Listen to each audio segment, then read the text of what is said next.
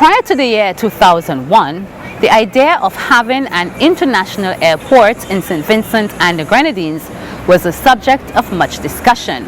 However, it was not until the elections of 2001 when the Unity Labour Party, headed by Dr. Rav Gonsalves, dared to include it as part of their party's manifesto and proceeded to make it a major campaign issue.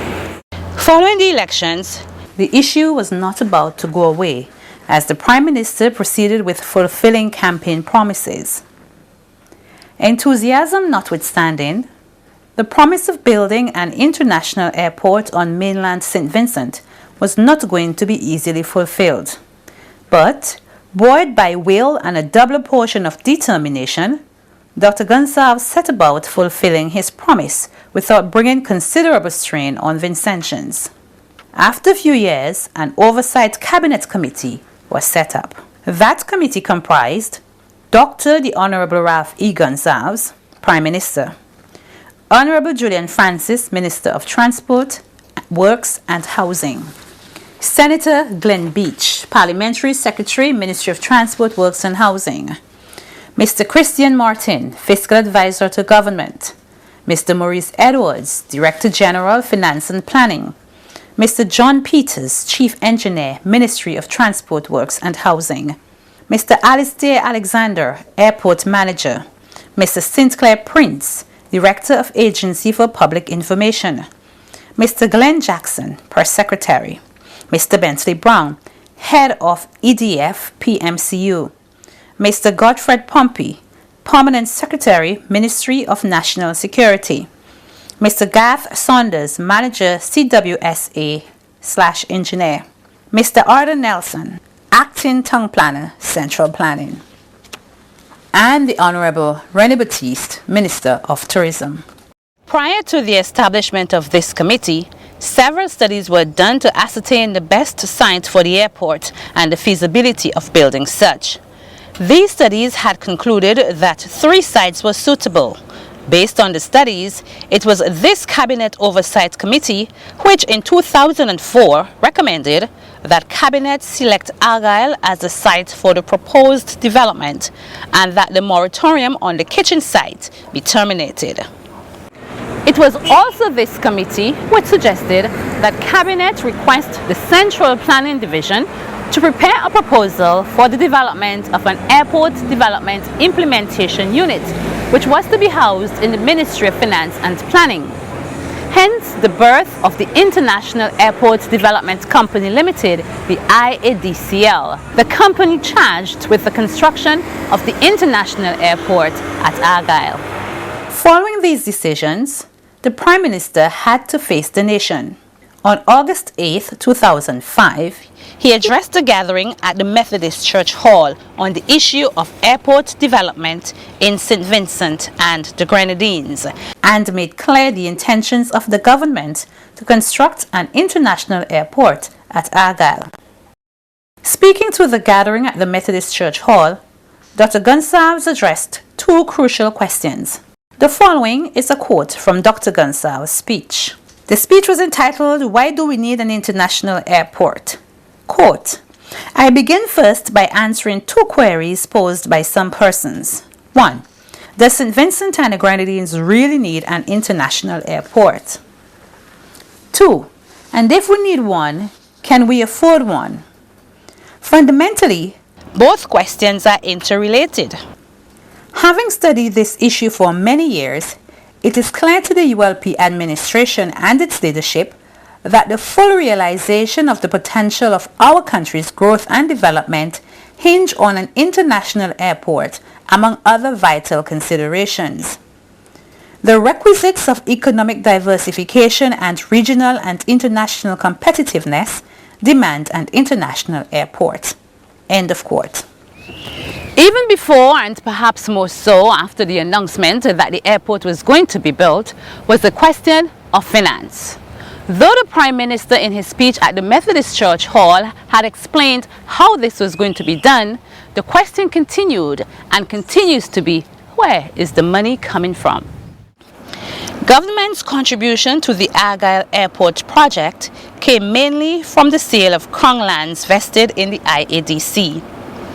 IADC in turn appointed National Properties, a wholly owned government company, to sell these lands on its behalf.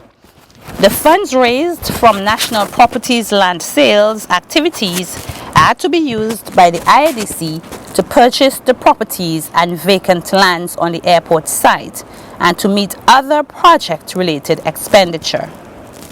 NPL is therefore in the process of selling lands for the IADC. To date, NPL has generated revenues of EC $52.8 million from land sales for the IADC. IADC is also using bridging loans to meet its immediate financial commitments. In terms of grant funding, government was successful in attracting support for the project. Indeed, and according to the Prime Minister, never before in the history of our country have we so expertly made use of our brains and our foreign policy to such good effect. Cuba and Venezuela were among the first two countries to lend support to the airport project. Both President Fidel Castro of Cuba and President Hugo Chavez of Venezuela pledged their country's resources to assisting with the preliminary studies, airport designs, and to complete the earthworks component of the project. These commitments are estimated at EC $280 million. Trinidad and Tobago also made a grant of US $10 million to assist with expenditure at different stages of the project. These funds were received and paid over to the IADC in September 2008. Taiwan too has pledged a substantial amount of financial support to the airport project. In a memorandum of understanding signed on the 7th of June 2006, the government of Taiwan pledged a grant of US $15 million and a soft loan of US $10 million to the airport project to finance the terminal buildings, control tower, roads, and support systems component of the airport project. On the 31st of July 2007, in another signed memorandum of understanding, Taiwan pledged a further US $5 million in grant to this project, bringing its total financial contribution to US $30 million. Support for the project has also come from Austria, which made a donation of US $185,000, and Mexico for technical support with the master plan. Several other countries have pledged support in one form or another. These include Mexico, Malaysia, Turkey, Portugal, Iran, and Libya. Following the Prime Minister's speech on August 8, 2004, work on the Argyle International Airport began in earnest. It was in 2005 when a team of Cuban and Venezuelan engineers and technicians began investigative work on the project. These works included complete topographic surveys of the area earmarked for the international airport, testing of the rocks and soils within the airport zone, commencement of wind studies to determine the best orientation of the main runway, and the need, if any, for a shorter crosswind runway for smaller planes. During the year 2006, 3 wind stations were delivered by Venezuela and was set up within the airport zone to collect wind data. The main reason for these wind stations was to measure the speed and direction of the wind at Argyle at different times of the year. To date, analysis of the wind data collected suggests there is no significant crosswind that might affect the operation of smaller planes that would use the airport. Even so, the wind data will continue to be collected and analyzed for the duration of the construction phase of the airport. Perhaps getting friendly governments on board was the easy part, for inevitably, many persons were about to be directly affected by the construction of an international airport at Argyle. People who for years would have called Argyle home and had constructed their dream houses, farmed lands, or set up businesses there. This beautiful piece of real estate surrounded by the Atlantic Ocean with a river running through it was declared the site of an international airport, and life as the residents knew it was about to change. The task of consulting with residents on the government's decision fell to the International Airport Development Company, the IADC. So, to facilitate this process and to better manage the project, the IADC in April of 2006 relocated its office from the administrative building in Kingstown to Argyle. Prior to this, however, the IADC had commenced negotiations with Mr. Murray Hathaway for the transfer of some of his lands at Harmony Hall. Having agreed to purchase 21 acres of his land, the clearing process began with the aid of prisoners from Her Majesty's prisons. 4.5 acres of land at Carapan were also negotiated with Randolph Bradshaw and family, and approximately 3 acres at Diamond were acquired from lawyer Theodore Brown. Following the acquisition of the lands, the firm Civil Design and Surveying Services was contracted by the IADC to do the development plan, surveying and supervision of the development works at Harmony Hall. The valuation of properties, however, was a less simple task. Following the non-submission of proposals by local firms, the contract was granted to UK-based firm Brown & Company. This decision caused some stir among homeowners who questioned why a foreign-based firm was being given the contract to evaluate their properties. It was following this that the Argyle Property Owners Association, led by lawyer Carl Glasgow, was formed. On April 10, 2006, Prime Minister Dr. Rav Gonsalves, members of staff of the IADC and government officials held a public consultation with residents of the Argyle-Mount Pleasant area to explain to them how the government intended to compensate them for their properties and what concessions were being offered. Among the many things told to them was the fact that they would be paid market value for their properties and a $10,000 relocation allowance. They would also be allowed to take whatever they could from their houses after IADC had purchased the houses. The Prime Minister had met with the residents 1 year prior to that to make them aware of the decision to build the international airport and how it was going to affect them. In July of 2006, the IADC began in earnest negotiations with homeowners whose homes fell within the airport fence area. There were approximately 126 houses within the fenced area. This followed the submission of valuation reports for the built properties and data on most of the vacant land parcels by Brown & Company, the British firm contracted by the IADC to value the properties at Argyle and Mount Pleasant.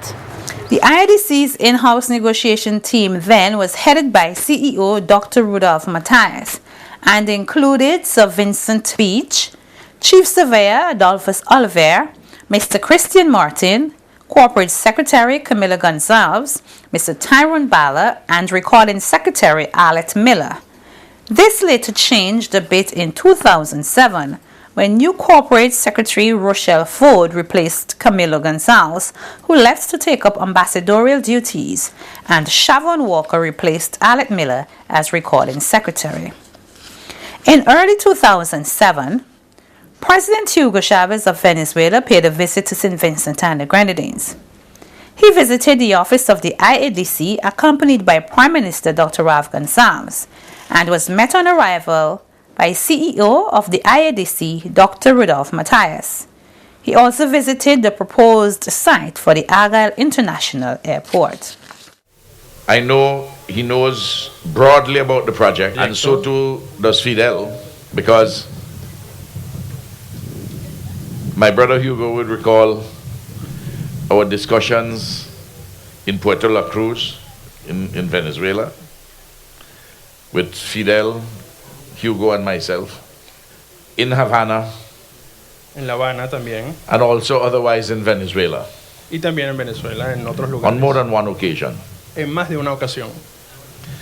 The government and people of St. Vincent and the Grenadines would like to thank President Chavez and President Castro and the people of Venezuela and Cuba for their generous assistance on this project.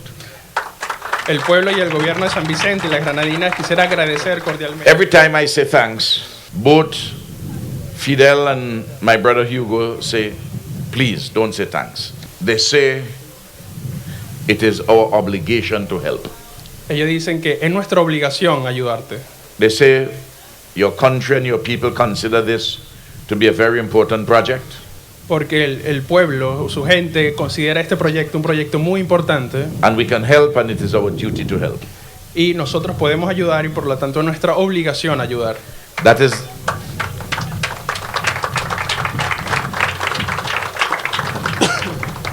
is the philosophy of Martí and Che. Esta es la filosofía de Martí y el Che. It's the philosophy of Bolivar, Es la the filosofía de liberator. Bolívar It's the philosophy of Fidel and Hugo Chavez. y es la filosofía de Fidel y de Hugo Chávez. But I still have to say thanks Pero igual debo on agradecer behalf en of nombre the government and people of del St. gobierno y el Vincent and pueblo de Grenadines. San Vicente y las Granadinas. El But when you are in St. Vincent, you're in the land of Chatoyer, you're in the land of Bolivar, and you're in the land of Chavez. Pero usted está ahora en la And tierra as de you come to Bolívar the y en la tierra de microphone, Chávez.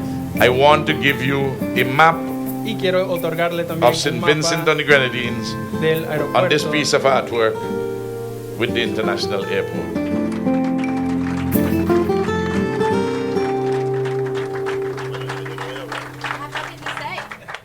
With the exception of ongoing wind studies, all the other studies were completed by September 2006.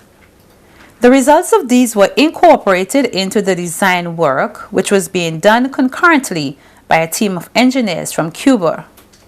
In December 2007, the Cuban design team completed the designs for the airfield and runway and handed them over to government as a gift. They completed the final designs for the airport based on the selected alignment, variant number 3.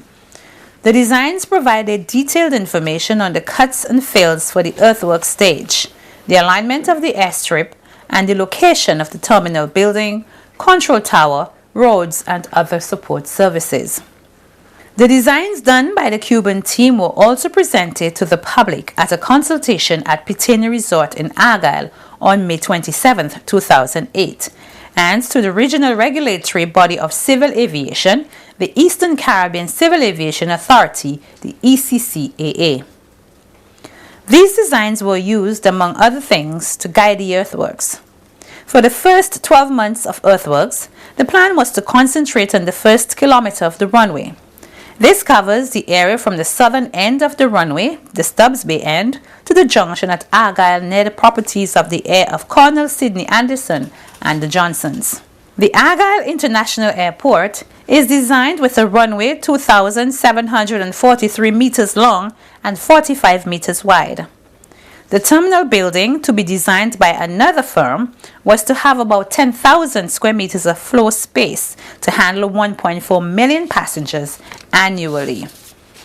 This airport would allow St. Vincent direct flights to North, Central, and South America and Europe using commercial jets as large as the Boeing 747-400s. Construction of the new Windward Highway began on July 16, 2007. The completion of this road allowed for the closure of the road used to access the windward side of the island and enabled the commencement of work in the second kilometer of the project. The new Windward Highway opened up access to that inner part of the Argyle, Yambo, and Acres areas and a correlated increase in the value of lands on that side of the airport.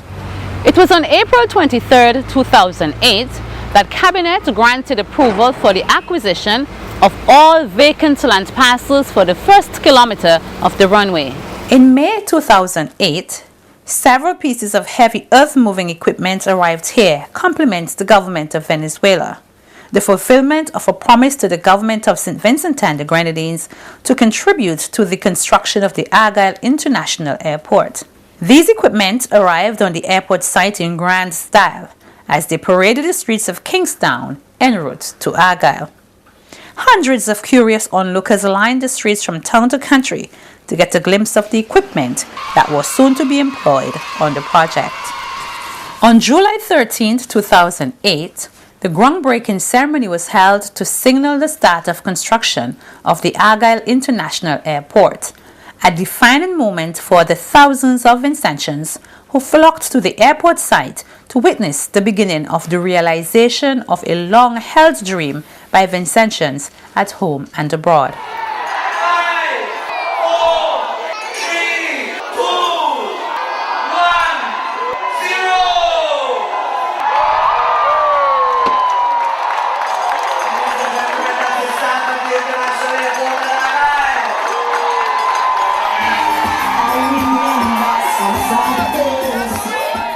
On that day, Vincentians witnessed the symbolic blast on Johnson Hill and heard from the Honorable Prime Minister Dr. Rav Gonsalves, CEO of the IADC Dr. Rudy Matthias, representatives from the Eastern Caribbean Civil Aviation Authority, and well-wishers from friendly and supporting governments regarding plans for the construction of the airport. But I can tell you today that we are indeed building an airport. And I want to tell you that you are here today to witness the groundbreaking ceremony. And I want to take this opportunity to invite you back here again in 2011 to see the completed international airport project. When you come here again in 2011, you will see an Argyle International Airport that has a runway strip that extends to 9,000 feet. We are talking about a strip that starts at the Stubbs Bay head and goes all the way to the Roman Catholic Church at that far point. When you come in 2011, you would also see an advanced modern terminal building that can accommodate 1 million passengers per year.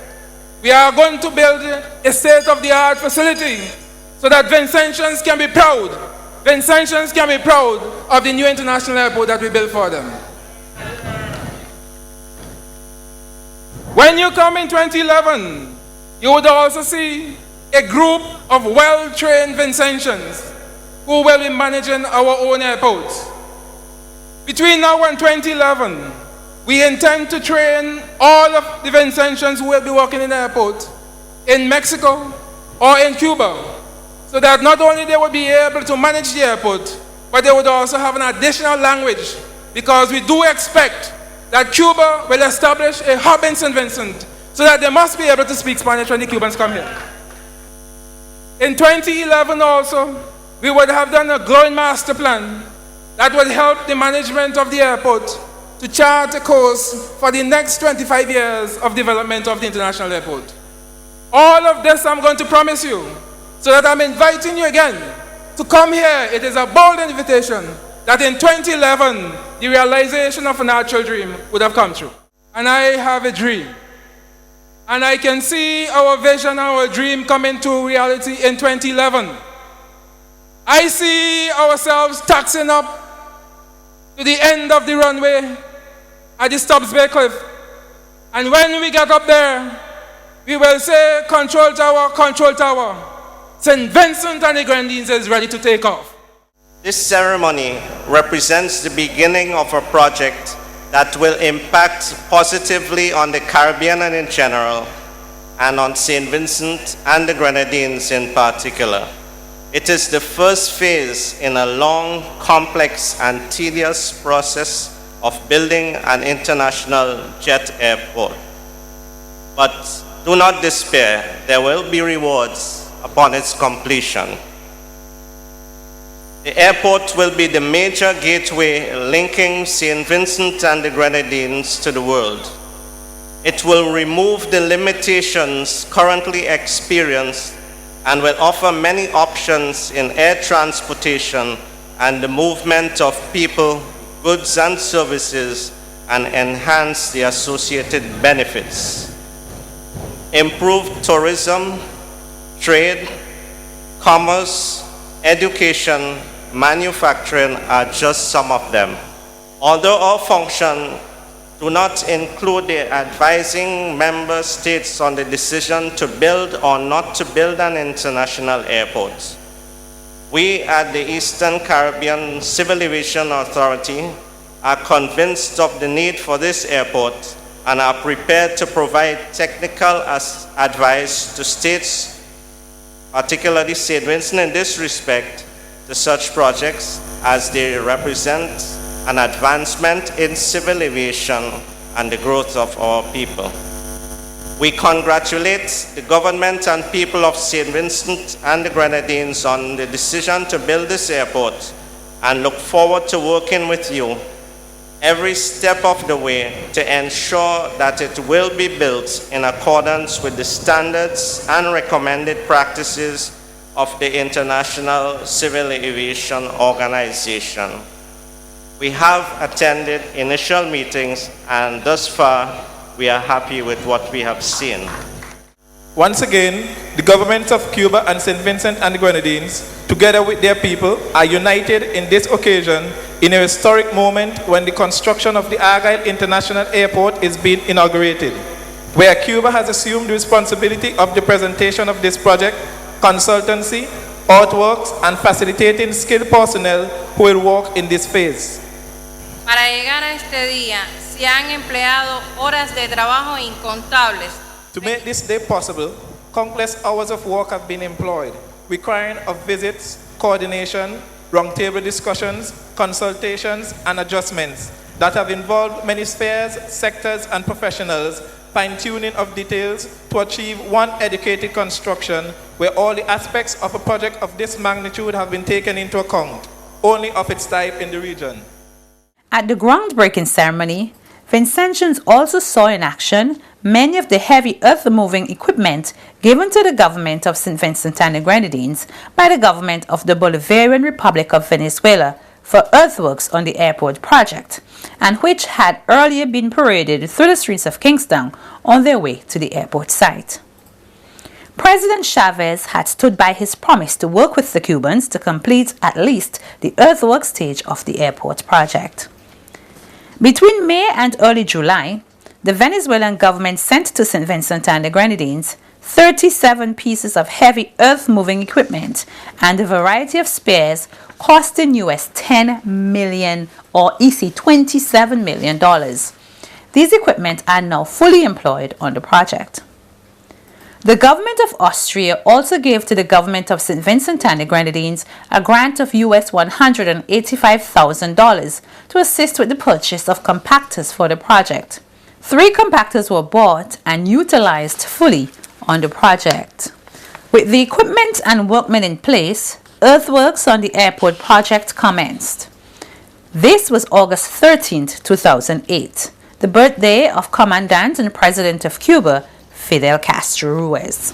To enhance the IADC's capacity to do more work and to keep the earthworks on schedule for completion by March 2012, additional pieces of equipment were purchased from the IADC's own resources.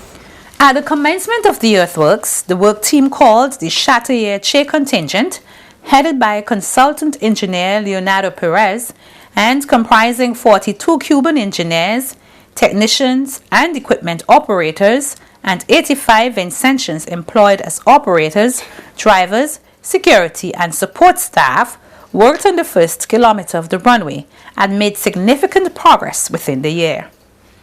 This first kilometer stretches from the Stubbs Bay Cliff, the southern end of the runway, to the intersection at the Johnsons at Mount Pleasant, Argyle.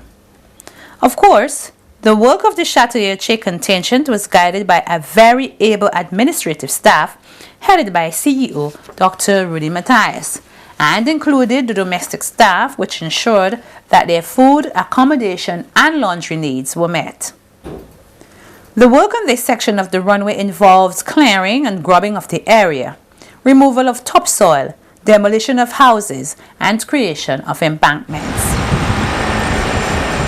St. Vincent and the Grenadines welcomed airline operators and managers to the first symposium dealing with the international airport on November 10, 2008.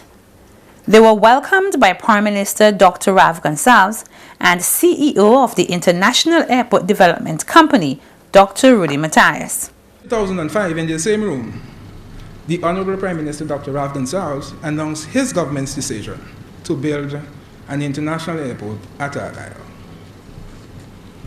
With that announcement, we embarked on a journey, and this journey has taken us to this point today, where we are trying now to partner with you as the airline operators to take this airport project to the next step.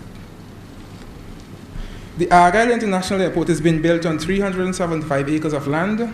It will have a paved runway of 2,743 meters long and 43 meters wide. The airport is designed to accommodate jets as large as the Boeing 747-400s. The terminal building, which is at a pre-design stage, and in fact, much of our discussions later will tell you of where we have got to this stage and to get your input into the design of the terminal building and other landside facilities. The terminal building that we will design will be about 5,000 square meters of floor space and will be designed to accommodate up to 1 million passengers per year. In his address, Prime Minister Gonsalves noted that, and I quote, "In August 2005, my government accepted the advice of experts, both local and foreign, to build a new international airport on mainland St. Vincent.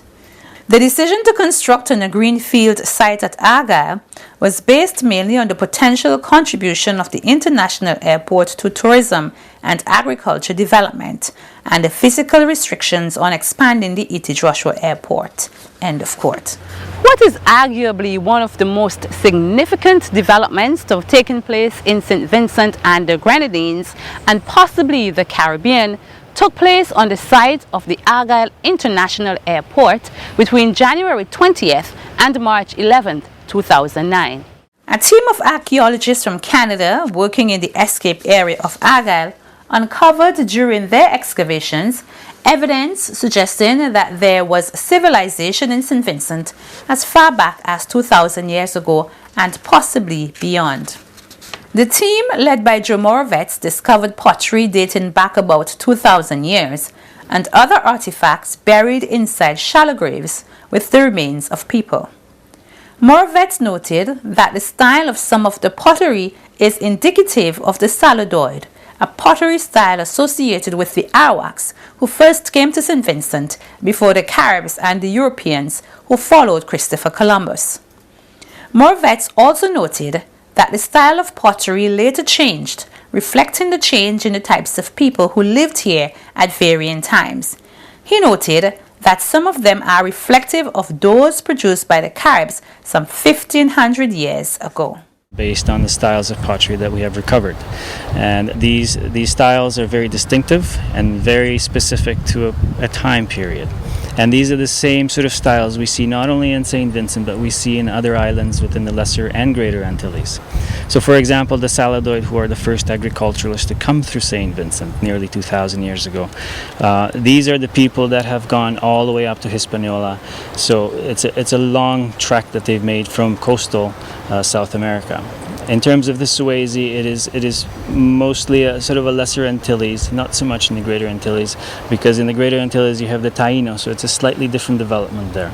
But the Swayze are certainly present in St. Vincent, and in fact there are many sites that have Swayze materials in them.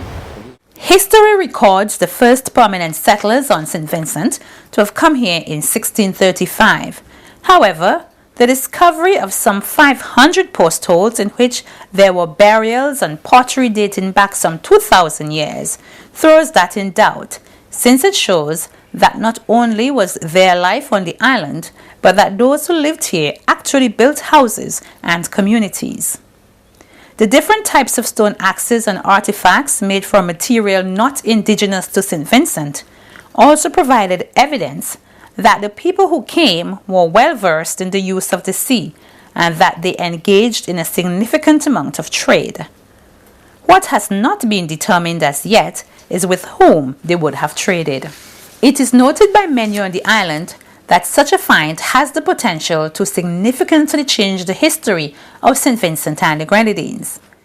These findings did not go unnoticed by the people of St. Vincent and the Grenadines, and so they came from far and near to view the findings and others to lend a hand. Those in government also came. They included the Governor General, His Excellency Sir Frederick Ballantyne, Prime Minister Dr. Rav Gonsalves, and Minister of Culture Rene Batiste. Well, I think it's probably the most exciting thing I've seen in my lifetime, at least. And to know that we have this rich part of our history here, which was previously unknown to us, I think it's probably extremely significant in this century. I think that many people should be aware of this, and that we should try and do everything possible to extend the work that's being done so that we can gain all the information which is available. Well, we in the Ministry of Culture, and by extension the St. Vincent and the Grenadines National Trust, we're also concerned that throughout St. Vincent and the Grenadines there will be evidence of a civilization long before the Europeans set foot on this part of the world, and particularly here in St. Vincent. We, from trips made years ago with Dr. Kirby, I don't know how many persons would recall, they used to have bus tours on Saturday mornings. And so this sort of concretize what the National Trust has been advocating over the years, that there are several sites throughout St. Vincent and Grenadines where we can learn about the early history and the early peoples and what we would call the First Nations to be here. And I'm excited by the find. This is also when the airport company took control of the site, we had actually written to them about historical markers, because at the time we were looking at the Yambu petroglyphs for preservation. This was a surprise dig for us, and we are indeed so happy that the airport development company, with the experts that are on the board and working with the government of Cuba and the government of Venezuela, particularly from my knowledge, intimate knowledge with the government of Cuba, they are very concerned about preservation and the history and civilization. And so this brings us to the forefront our own civilization. What are the experts telling you specifically about the sites, about the find? Well, they first found one or two, and then they have discovered many more. But some of the indicators of the artifacts is that this place is at least more than 2,000 years old. Now, if you know how we date things because of the Egyptian calendar, that 2,000 years ago Christ wasn't born. More than 2,000 years ago. And then some date back 280 AD. And it makes you sit and think there was a civilization in this country. So we needn't be people that have no fingerprint. We are people with an identity and a history and a civilization. Welcome to St. Vincent and the Grenadines. Martin, you continue to be surprised at the number of artifacts you're finding in the whole Agad area? Not exactly surprised, because we have done a lot of research beforehand. For the past 10 years research has been done here, including ground penetrating radar. So we did actually know that there were accumulations of material at certain depths in certain places. Okay. What we didn't know was whether it was prehistoric or perhaps some debris from historic times. So how does the National Trust feel about this whole thing? What are you going to do with it? Well, we're absolutely overjoyed that we're actually the first country in the OECS who has excavated a longhouse from prehistoric times. And from anthropological research, we're hoping to get an artist to draw the house that would have existed here based on actual dimensions and an actual example. Dr. Matthias, you're killing two birds with one stone. You're building an airport and you're building history. Yes, and it is important because we are building an airport that is going to help to grow the tourism sector. And I believe that this is one of the ways that we can help to bring more people here. We make sure that we conserve the artifacts here. We put them in a location that would be attractive to tourists coming here, so that when the airport is done, we are going to have the interest in St. Vincent as a tourist destination. Okay, are you going to collaborate with the National Trust in any more excavations anywhere around? Well, we are going to do whatever is asked of us by the National Trust because we know that they are working for the good of the country, for the development of the country. So we are going to collaborate with them to the extent that we can within the resources that we have available to us. But we are going to also be working with the National Trust on the relocation, the safe relocation of the petroglyphs, because that, you now know, is perhaps one of the most challenging tasks that we have within the airport zone at Argyle. And this is perhaps one of the things that we will continue to work on in the foreseeable future. PM, how significant is this discovery to the history of St. Vincent and the Grenadines and even the Caribbean? Well, I mean, the archaeologist is much better placed to answer this than me, because but from what he's saying to what he's saying to me, what he's saying to us is that the kind of pottery which he has found here, definitely he's saying that it is not Carib. It is not anything known to that particular group of persons. They're pre-Carib. And he said that they're Arawaks, and they're obviously very skilled and artistic people, these Arawaks, from what we are hearing, what the archaeologists are saying. But I mean, if we use our common sense, look at this site. Here's where you and I would want to build a house. It's breezy. So these guys, these men and women, pretty much had the architecture together too. They say, look, Pastor Frederick, this is a lovely place to come and build a house. And a church. A church. A lovely. Well, this, I don't know, this must have been a kind of a, this was certainly a communal center, being it's very big. I mean, might have, they slept here, prayed here, who knows? We'll find out as well. A second team of archaeologists and students from the Faculty of Archaeology at Leiden University, Netherlands, arrived in the state in the month of June 2009. They also made significant finds, mainly involving the Carib settlements. Prime Minister Dr. Ralph Gonsalves, on his visit to view the archaeological findings in April, extended the visit to the entire airport site and received a full update. Work on developing the Stubbs Mount Pleasant Argyle Road to provide continued access for persons living on the eastern side of the project and those wishing to use the Warku recreational area started on May 12, 2009. The development of this road was to be done in 3 phases, traversing the southern end of the runway and terminating in Argyle near the area known as Corner Rock.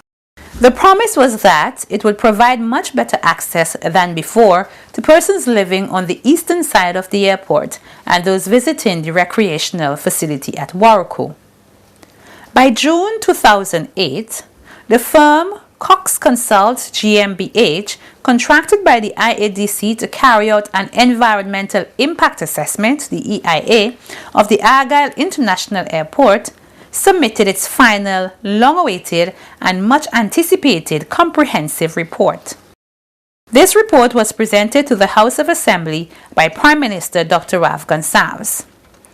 As part of the process of implementing the proposals contained in the final report, IADC assigned an in-house environmental auditor to lead a team of professionals drawn from other government agencies and civic society organizations to put together and implement an environmental monitoring plan. On the request of the government, the Cuban Environmental Agency CITMA agreed to assist with the development of the environmental management plan and train the persons involved in the implementation of this plan. The environmental monitoring team's role was to ensure that adequate measures were put in place and the engineering work plans designed and executed in a manner to mitigate against all adverse consequences to the environment from the construction of the international airport. These developments took place concurrently with the development of Harmony Hall, Diamond and Carapan, divisions developed by the IADC to facilitate the relocation of Argyle homeowners. Harmony Hall being the most developed so far. Some residents expressed their feelings about the move. When you were asked, or when you heard first, that the residents of Argyle, Mount Pleasant area, some of them who are in the path of the runway, the airport site, that they would be asked to relocate, what was the first thing that went through your head? Well, the relocation of the people from Argyle, making the way for the international airport, that wasn't a problem for me. It was very easy because we needed the airport. And which you can see, the airport brings a lot of jobs to St. Vincent. It's already creating a lot of jobs for Vincentians by building new houses. Men are getting work, ladies also. The trucks are very busy on the road, so are the minivans. And I know when this airport is finished, there will be a lot of opportunities for Vincentians. And more people will be traveling to St. Vincent, because I know most of my friends, they are saying they will wait until the airport are finished to come back to St. Vincent. So I know this will be a lot of opportunity for St. Vincent and the Grenadines. Well, we welcome the airport 100%, but because we was more or less on the perimeter, we thought that we will not be moving. But eventually they said when they start moving the hill, the dust and the noise will affect us. So we are in the area to move.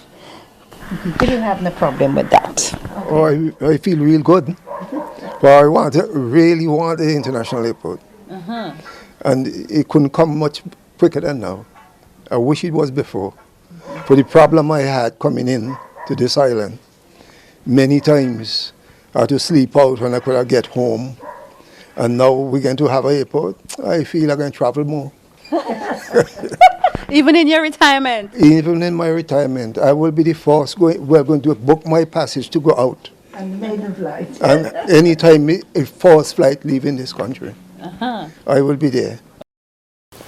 Today, the Argyle International Airport is taking shape, and Harmony Hall has become one of the most developed residential areas in this country and one of the most beautiful pieces of real estate. The airport has been rescheduled to be completed by the end of March 2012 at a revised cost of $589 million. Coming soon, part 2 of the Argyle Airport documentary as we track the progress of a project that many thought would never be a reality.